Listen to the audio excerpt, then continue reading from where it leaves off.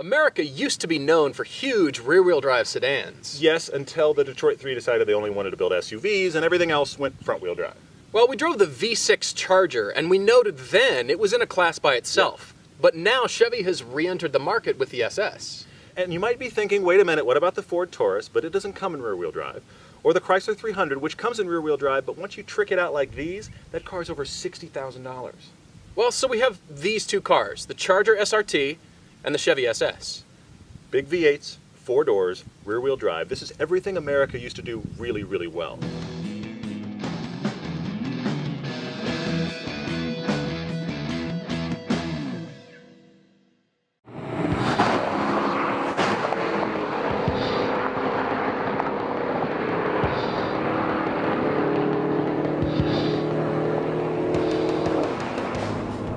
So here we have 4-door American muscle cars, and neither of them were built in the US.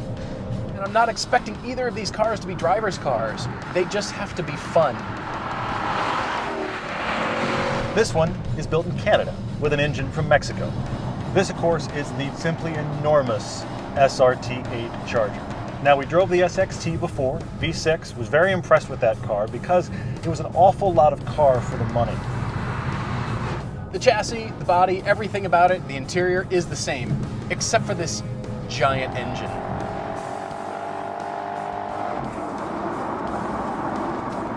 This SRT weighs 400 pounds more than the SS does. The wheelbase is 6 inches longer, and so is the total length. I mean, Audi A8 big here. There's a menace to this car just when you see it slinking through traffic. Even if you don't think it's a cop car, it looks like it's attacking the road. Usually on the show, I pick the car that's a little bit more buttoned down, a little bit less extreme. That isn't the Dodge. This car looks like it was sculpted with a hatchet. Look at the scoops on this thing. I have to say, for what this car is and for the market they were going for, Dodge did it right. The Charger is a middle finger to Prius owners everywhere. It's unapologetically a hot rod and a badass American car. People notice this car. Okay, so Todd and I were driving on the freeway. I was in the SS, Todd's in the Charger, and I'm watching sport bike riders just pull up beside this car and wave and give the thumbs up, and they love it. And they looked at me in the SS and maybe they didn't even know what it was. I think one of my favorite things on the exterior of the SRT is the front. It looks so good. It's so aggressive, and you know what this car can do. This car is so big, I guess that's what I like about it. And the interior is no exception.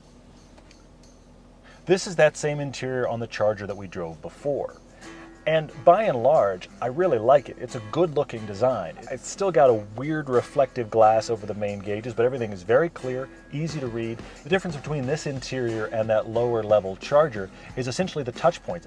The places where you're going to rest your arms, the actual seats themselves, all those materials have improved. But the plastics and the feels lower quality than the Chevy materials. I think I like the styling of the Chevy better, personally, but I want to be in this car. It almost feels like a truck in here. This would be a great road trip car, I have to say. Speaking of enormous, these seats are mammoth. They have huge bolsters, they have a couch's worth of padding. These are giant seats. In spite of that, there's still actually a lot of legroom in the back. I mean, this is Audi A8 style rear legroom. It's kind of shocking, but I feel 3/4 scale in this car. That's how enormous it is. But it fits with the character of this car, and that's what I like about the SRT. Nothing is held back.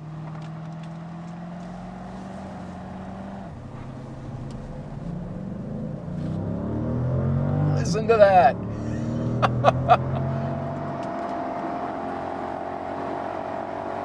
This car brings out a side of me that doesn't come out very often. This rude, irreverent, sort of almost bullying behavior. I apologize if that was you that I cut off, but man, is this car fast.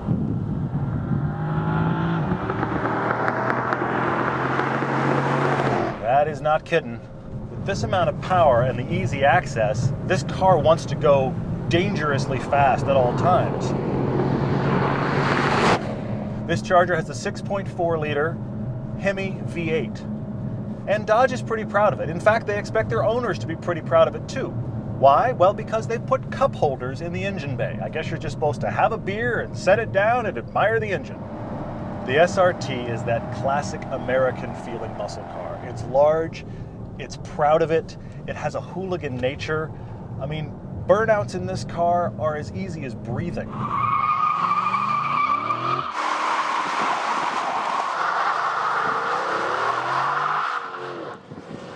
Dodge has embraced this to the point of hilarity.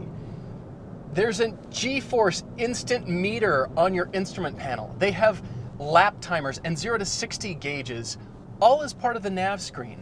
It's like Chrysler is embracing the hoonage. This car makes me want to bury the throttle everywhere I go. Passing on the freeway is a non-issue. This is only slightly faster than the SS, but it feels significantly faster. Now that probably comes down to the gearing. It's only a 5-speed, and this makes torque really early, so it feels like it's got a lot of power all the time, whereas the SS you have to wind out a bit more. But Dodge has done more than just bolt a big engine to the front. I mean, these brakes are immense.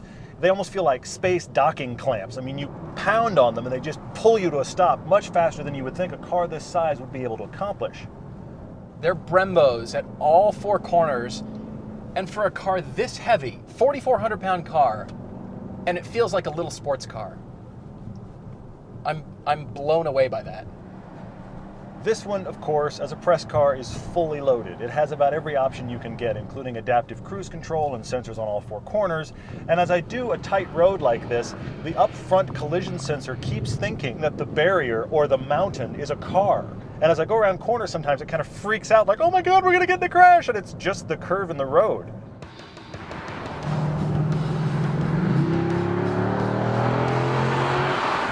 Chrysler has equipped this SRT with adaptive sport suspension.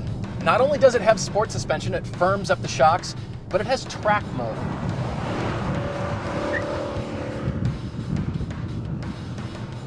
It doesn't get smaller the faster you drive it. It almost gets bigger. I can't believe it holds onto corners this well. And I'm about to slide into the door, but the car's hanging on.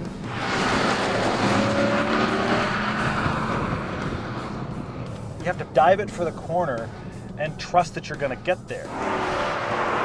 It's not nearly as confidence-inspiring as the SS. Now, it does do better than you might think. I mean, this car is still quite an athlete.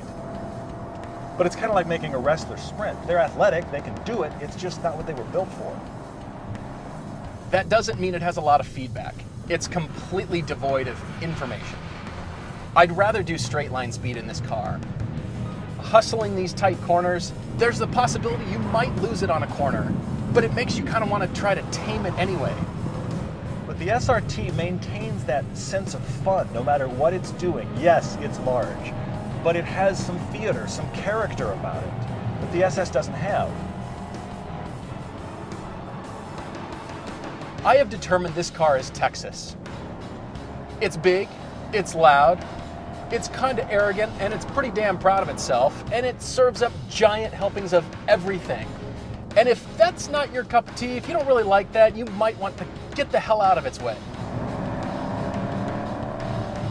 From the looks, to the size, to the way that it feels like it's attacking the pavement and beating it into submission, it has that raw bar brawler attitude about it, and that gets a little bit addictive.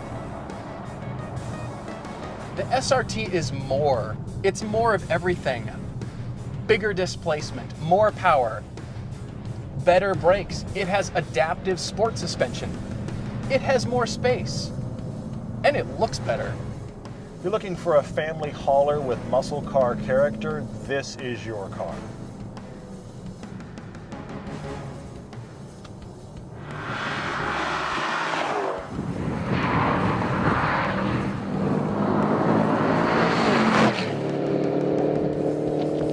American muscle is not our normal thing. No, it's not. And I came into this review thinking these are probably not going to be driver-focused cars. Okay, so what these are we are looking not for? driver machines. These are hot rods.